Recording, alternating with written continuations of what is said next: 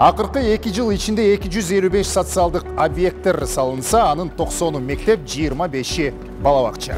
Мугалим, дарыгер, маданият кызматкерлеринин дегеле бюджетте иштегендердин айлык маянасы эптеп эмес эселеп көтөрүлдү. Быйыл 500 чакырым жол салынганы турат, 700дөй атайын техника сатып алынууда.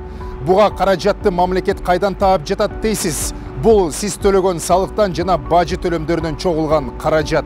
Азыр ошол бажы жыйымдарынын көрсөткүчүнө токтололу. Бул тармактын кирешеси пландан ашыгы менен аткарылып жатат. Өткөн жылы бажыдан 74 миллиард 300 миллион сом чогултулган.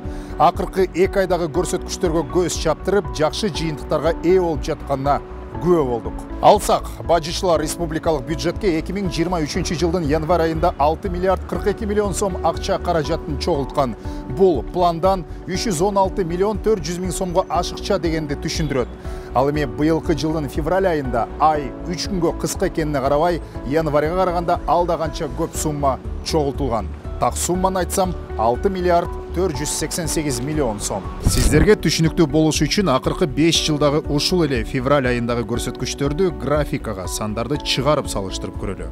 2017 жылы 1,9 миллиард сом, 2018 жылы 3,1 миллиард сом, 2019 жылы 2,7 миллиард сом, 2020 жылы 1,8 миллиард сом, 2021 жылы 2,8 миллиард сом, 2022 жылы 4,7 миллиард сом, 2023 жылы 6 миллиард 488 миллион сом. Мынча каражатты буга чейинки жылдары деле чогултса болмок, бирок иштер ойдогудай жасалган эмес.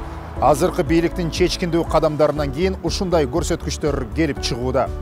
Тагыраагы тармакта реформалар жасалып, система жаңыланып, тартип көзөмөл күчөтүлгөнү бажы жыйымдарын пландан ашыкча аткарууга шарт түзүүдө.